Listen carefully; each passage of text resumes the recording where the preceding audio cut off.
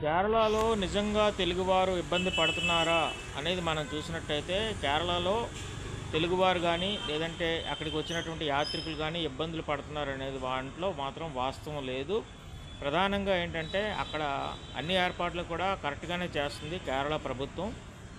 మరి కొన్ని లక్షల మంది ప్రతిరోజు కూడా దర్శనాలు చేసుకున్నారంటే దానికి ఆ ప్రభుత్వం చేసినటువంటి కృషి ఫలితమే అని మనం చెప్పుకోవచ్చు. ఎందుకంటే అక్కడ వచ్చిన వాళ్ళందరికీ ఏ హోటల్లో చూసినా కూడా వేడి నీరు అనేది ఇస్తారు. అదేవిధంగా హోటల్స్లోని కూడా నీట్నెస్ అనేది కరెక్ట్గా మెయింటైన్ చేస్తారు.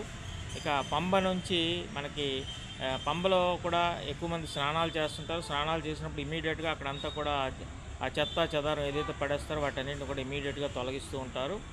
అలాగే ఇక్కడ ఏంటంటే రూములు అనేవి ఇంకా ఏర్పాటు చేయలేదు. పెద్ద సంఖ్యలో రూములు అనేవి ఎందుకు ఏర్పాటు చేయలేదు అంటే రూమ్లు ఎక్కడైతే ఉన్నాయో అక్కడ ఎక్కువ మంది స్టే చేస్తారు. స్టే చేసిన తర్వాత మళ్ళీ వాళ్ళు ఈరోజు కాదు రేపు వెళ్ళొచ్చు దర్శనంకి, రేపు కాదు ఎల్లుండి వెళ్ళొచ్చు అని ఒక ధోరణితో ఉంటారు. అది లేకుండా నిమిషాల వ్యవధిలో అందరూ కూడా ఒక సిస్టమేటిక్ వేలోని అందరూ కూడా వెళ్ళిపోవడానికి పోలీస్ యంత్రాంగం కూడా ఎప్పటికప్పుడు సూచనలు చేస్తూ టకటక ఇమీడియట్గా దర్శనాలు చేయించి ఏర్పాటు చేస్తారు. అలాగే ఇక్కడ పోలీసు మనం చూసినట్టయితే ఇష్టానుసారంగా వెహికల్స్ వినియోగిస్తారు.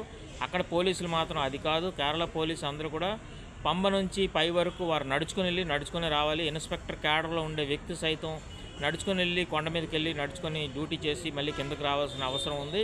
మరి సాధారణ భక్తులు ఇబ్బందులు పడుతున్నప్పుడు ఆటోమేటిక్గా వారికి వైద్య సేవలు అందించేందుకు కూడా అక్కడ కూడా ప్రత్యేకమైనటువంటి ఏర్పాట్లు కూడా అక్కడ ఏర్పాట్లు చేశారు కూడాను. నేను గమనించడం జరిగింది. మన 11వ తేదీన నేను వెళ్ళడం జరిగింది. ఇంతవరకు కూడా ఒక 5-6 ఏళ్ల క్రితం కూడా నేను వెళ్ళాను. అప్పుడు కూడా సేమ్ ఇలాగే యాక్టివిటీ అనేది చేయడం జరిగింది.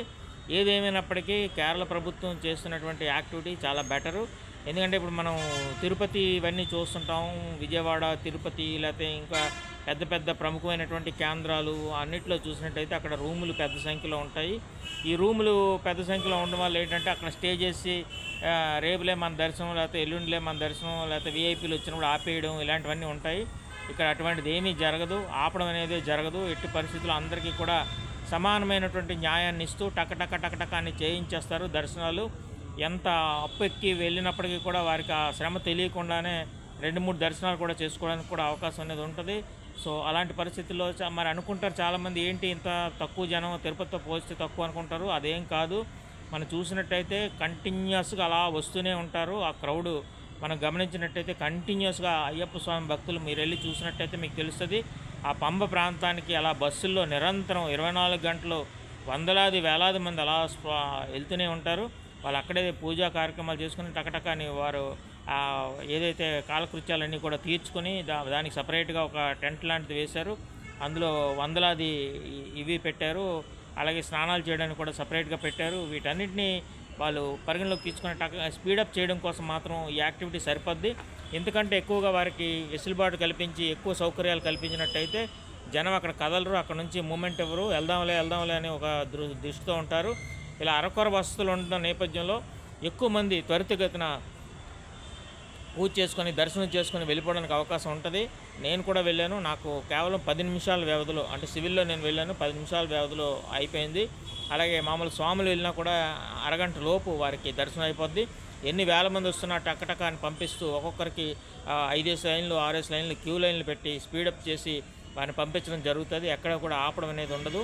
దీన్ని దృష్టిలో ఉంచుకొని ఎక్కడైనా కూడా గతంలో మనకు తిరుపతిలో కూడా ఈ రకంగా ఉంటే బాగుండేది. నడుచుకుని వెళ్ళే వారందరికీ కూడా తిరుపతిలో ఇదివరకు వెంటనే దర్శనం డైరెక్ట్గా పంపించేవారు. ఇప్పుడు వారికి కూడా మామూలు సాధారణ క్యూ లైన్లోనే పంపించడం వల్ల వారు ఇబ్బంది పడుతున్నారు. ఇలాగా మనం ఏంటంటే వచ్చిన క్రౌడ్ని అంతటినీ కూడా ఇమీడియట్గా డిస్పోజ్ చేస్తుంటే ఆటోమేటిక్గా దీనికి మనం ఎట్టి పరిస్థితుల్లో కూడా అనుకున్న విధంగా ముందుకు సాగడానికి వీలు పడుతుంది. కాబట్టి కేరళ ప్రభుత్వం చేస్తున్నటువంటి యాక్టివిటీ కంపల్సరీగా మనం దృష్టిలో పెట్టుకోవాలి. అయితే సౌకర్యాలు మనకు ఎక్కువ కల్పిస్తూ ఎక్కువసేపు అక్కడ ఉండడానికి, ఎక్కువ తిరగడానికి, ఎక్కువ డబ్బు ఖర్చు పెట్టడానికి మనకు అవకాశాలు కల్పిస్తున్నారు తిరుపతి కానీ ఇతర ప్రముఖమైనటువంటి ప్రదేశాల్లో. సో అది ఒక రకంగా ఉన్నా కూడా ఇది ఈ రకమైనటువంటి పద్ధతిని అవలంబించడమే కరెక్టు. ఎందుకంటే వారికి సౌకర్యాలు కల్పిస్తున్నారు కానీ ఎక్కువ సౌకర్యాలు కల్పించకుండా త్వరితగతిన పనులు జరిగే విధంగా ఈ రకమైనటువంటి ఏర్పాట్లు చేశారు. మరి నేనైతే చాలా సంతృప్తి పడ్డాను.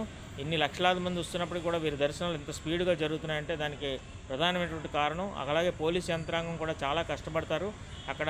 దాంట్లో వారు ఎవరు కూడా ఫోర్స్గా ఉండడం, ఎవరైనా అటెళ్ళు ఇటెళ్ళు అని గసరడం ఇలాంటివి ఏమీ చేయరు. కేరళ పోలీస్ చేస్తున్నటువంటి యాక్టివిటీ అంతా కూడా చాలా బాగుంది. సో నేను మరొక మారు ఒక సామాజిక విశ్లేషకుడిగా అందరినీ కూడా అప్రిషియేట్ చేస్తున్నాను. ఈ రకంగానే కంటిన్యూ చేసినట్టయితే బాగుంటుందని చెప్పి కోరుకుంటూ ధన్యవాదాలు.